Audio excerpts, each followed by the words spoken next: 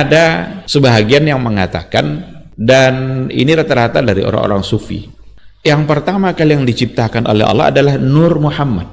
Berdasarkan kepada sebuah riwayat di mana Jabir bertanya kepada Rasulullah, ya Rasulullah, apa yang pertama diciptakan oleh Allah?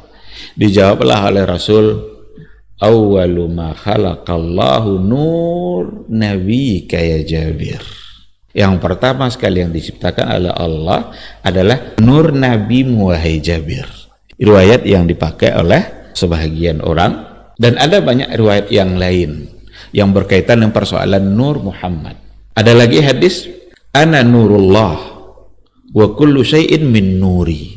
Saya ini adalah cahaya Allah dan segala sesuatu itu berasal dari cahaya saya. Ada lagi dikatakan dalam riwayat, laulaka ma khalaqtul aflak. Kalaulah bukan karena kamu wahai Muhammad, saya tidak akan jadikan alam secara keseluruhan ini. Bahkan ada lagi, laula Muhammad ma khalaqtu Adam, laula Muhammad ma khalaqtu Jibril. Kalau kita baca penjelasan para ulama hadis yang mu'tabar dalam persoalan ini, rata-rata riwayat-riwayat ini palsu. Kalau tidak dhaif, palsu. Riwayat yang menceritakan bahwa yang pertama diciptakan oleh Allah adalah nurnya Muhammad. Ada lagi riwayat yang lebih panjang, dikatakan Allah ambil sedikit dari nur cahaya dia, lalu diciptakanlah Muhammad. Lalu dari cahaya ini nanti ada tetesan-tetesan cahaya yang lain, maka dijadikanlah para anbiya wa rusul, para nabi dan rasul. Lalu ada lagi tetesan cahaya yang lain, jadi pula makhluk yang lain. Ini lebih palsu lagi nih. Sebagian terdapat dalam kitab Al-Mawdu'atnya Ibnul Jauzi, dan juga sebagian ada disebutkan dalam Al-La'ali Al-Masnu'a fil Ahadisil Mawdu'ah As-Suyuti. Kenapa mereka menghukumi itu sebagai hadis maudhu'? Bertentangan dengan ayat Al-Quran dan bertentangan dengan hadis sahih yang lain. Ketika dikatakan awwalu ma khalaqallahu nura nabiyyika ya Jabir, itu bertentangan dengan hadis yang dihukumi oleh ulama sebagai hadis yang sahih. Apa itu? Awwalu ma khalaqallahu al-qalam. Yang pertama kali yang diciptakan oleh Allah adalah pena, dan itu sahih, disepakati kesahihannya. Sementara yang tadi datang dari riwayat-riwayat yang diantara sanadnya tidak bisa dipertanggungjawabkan. Jelas kalau bertentangan antara yang sahih sama yang dhaif, apalagi palsu, maka ditinggalkanlah yang dhaif, ini yang dipakai adalah yang sahih. Lalu kalau dikatakan laula kama khalaqtul aflaq, kalaulah bukan untuk kamu, maka tidaklah saya jadikan al-aflak. Aflak itu falak. Falak ini alam secara keseluruhan. Dan ini bertentangan dengan firman Allah Subhanahu wa taala, "Wa ma khalaqtul jinna wal insa illa liya'budun." Tidaklah aku ciptakan jin dan manusia kecuali liya'budun, kecuali hanya untuk menyembah dan beribadah kepada saya saja. Nah, jadi kalau dikatakan bahwa al-aflak ini, alam ini, makhluk ini diciptakan untuk Muhammad, bertentanganlah dengan ayat tadi. Karena Allah ciptakan makhluk itu bukan untuk Nabi Muhammad, tapi untuk beribadah semata-mata hanya kepada Allah. Bahkan Nabi pun diutus untuk beribadah kepada Allah dan untuk mengajak orang lain beribadah hanya kepada Allah Subhanahu wa ta'ala.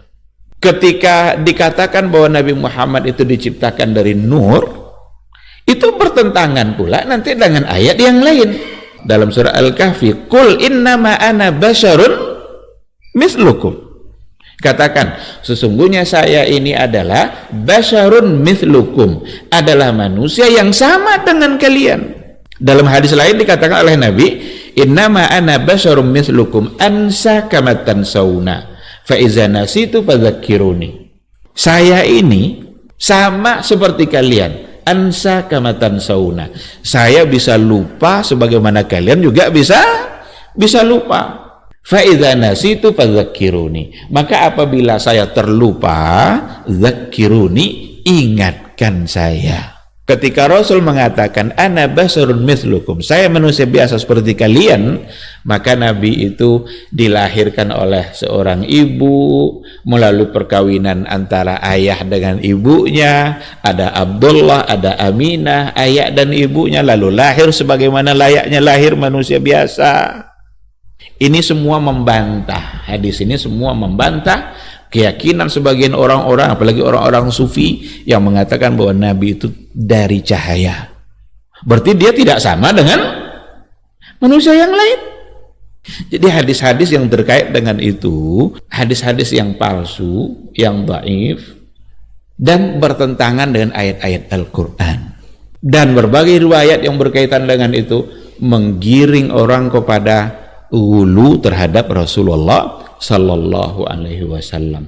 Ghulu itu berlebih-lebihan terhadap Nabi, menempatkan Rasul tidak lagi sebagai Rasul, tetapi sudah di atas itu, bahkan menyamakannya dengan Rabb. Ada lagi satu yang lebih parah, ana Arabun bila ain, ana Ahmad bila mim. Saya Arab tanpa ain, hilangkan ainnya apa jadinya? Rabb. Ini parah ini bisa kufur nih. Ana Ahmad bila mim. Kalau Ahmad hilangkan mimnya apa jadinya? Ahad. Yang ahad siapa? Allah. Ini wulu luar biasa. Ini berlebih-lebihan terhadap Nabi luar biasa. Bahkan menempatkan Muhammad sebagai Rabb dan Ahmad yang maknanya semuanya adalah ahad. Ada pula sebagian orang sufi mengatakan bahwa Ahmad itu adalah gabungan dari Ahad wa Muhammad. Ini dari mana ini? Ini persoalan iman, persoalan akidah, persoalan tauhid. Tidak mungkin kita bisa mendapatkannya kecuali langsung dari Nabi. Agama ini jangan dibuat-buat. Ada pertanggungjawabannya di hadapan Allah. Jangan sesatkan orang dengan keyakinan-keyakinan yang salah yang ada di pikiran kita. Semua harus ada mi'yarnya, ada ukurannya, ada dasarnya. Apa yang menjadi dasar semua kita, maka itu yang harus kita sampaikan. Robbani, merajut ilmu dan peradaban.